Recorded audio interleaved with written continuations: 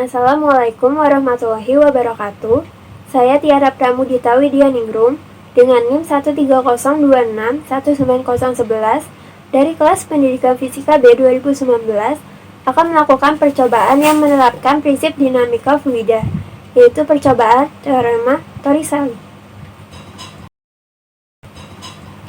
Fluida dinamis adalah fluida yang bisa berupa zat cair atau gas yang bergerak, memiliki kecepatan yang konstan terhadap waktu, tidak mengalami perubahan volume, tidak kental, dan tidak mengalami putaran-putaran. Torricelli mengatakan bahwa kelajuan fluida menyembur keluar dari lubang yang terletak pada jarak h di bawah permukaan atas fluida dalam tangki sama seperti kelajuan yang akan diperoleh sebuah benda jatuh bebas dari ketinggian h. Teorema ini hanya berlaku jika ujung wadah terbuka terhadap atmosfer dan luas lubang jauh lebih kecil daripada luas penampang wadah. Misalkan, sebuah tangki dengan luas penampang A1 diisi fluida sampai kedalaman H. Ruang di atas fluida berisi udara dengan tekanan P1. Pada alas tangki terdapat suatu lubang kecil dengan luas A2, dengan A2 jauh lebih kecil daripada A1, dan fluida dapat menyembur keluar dari lubang tersebut. Pertama, menetapkan titik 1 di permukaan atas fluida, dengan kelajuan aliran di titik itu adalah V1, dan titik 2 berada di lubang dasar tangki, dengan kelajuan aliran di titik itu adalah V2. Tekanan pada titik 2, P2 sama dengan P0, dikarenakan titik 2 berhubungan dengan atmosfer atau udara luar. Lalu diambil acuan ketinggian 0 di dasar tangki, berarti H2-nya sama dengan 0, dan menggunakan persamaan Bernoulli di titik 1 dan titik 2, sehingga diperoleh persamaan yaitu karena P2 sama dengan P0, H1 sama dengan H, dan H2 sama dengan 0, maka didapatkan persamaan. Lalu dikalikan kedua ruas tersebut dengan 2 per ρ, maka didapatkan karena A2 jauh lebih kecil daripada A1 dan V1 kuadrat sangat kecil dibandingkan dengan V2 kuadrat, sehingga dapat diabaikan. Kelajuan V2 bergantung pada perbedaan kedua tekanan, P1 sama dengan P0, dan kedalaman H di bawah permukaan fluida.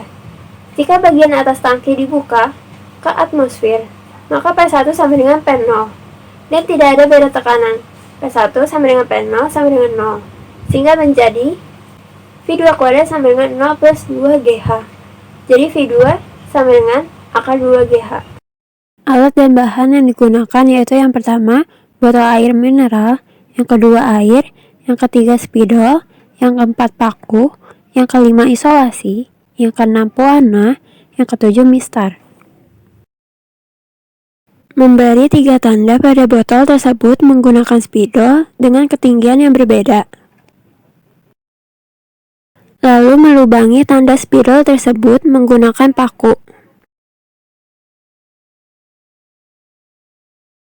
Setelah itu, menutup lubang-lubang tersebut dengan isolasi.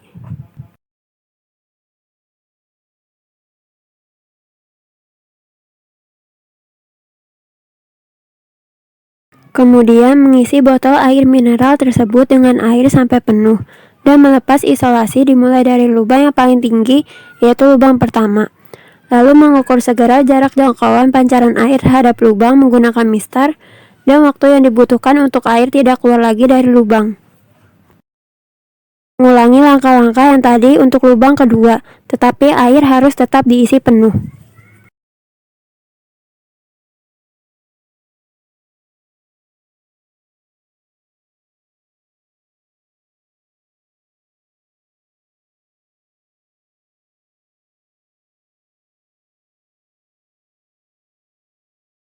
Ulangi langkah-langkah yang tadi untuk lubang ketiga, tetapi air harus tetap diisi penuh.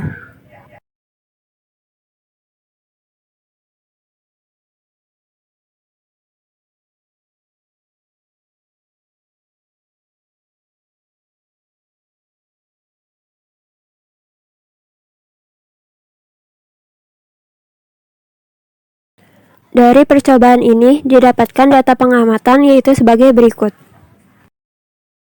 Tersebut diolah dengan menggunakan rumus teorema Torricelli, yaitu pada lubang atas memiliki kelajuan V sama dengan 1,265 meter per sekon.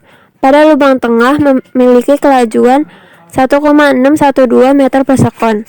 Pada lubang bawah memiliki kelajuan 1,897 meter per sekon. Dari hasil percobaan ini, didapatkan bahwa ketiga lubang yang terdapat dalam botol air mineral memiliki kecepatan pancaran yang berbeda-beda. Hal itu dikarenakan semakin tinggi ketinggian lubang terhadap permukaan air atau H, akan membuat kecepatan pancaran semakin besar. Begitu pula sebaliknya. Yang mempengaruhi kuat lemahnya pancaran adalah ketinggian lubang terhadap permukaan air. Berdasarkan hasil percobaan tadi, dapat disimpulkan bahwa teorema Torricelli dapat digunakan dalam menghitung kelajuan aliran air yang keluar pada botol yang berlubang dengan ketinggian tertentu, dengan menggunakan rumus V sama dengan AK2GH. Semakin tinggi lubang dari dasar lantai, maka semakin pendek jarak pancuran yang dihasilkan, dan waktu yang dibutuhkan untuk berhenti juga cepat. Begitu pula dengan lubang yang berada dekat dengan tanah, maka akan menghasilkan jarak pancuran semakin jauh, dan waktu yang dibutuhkan untuk air berhenti semakin lama.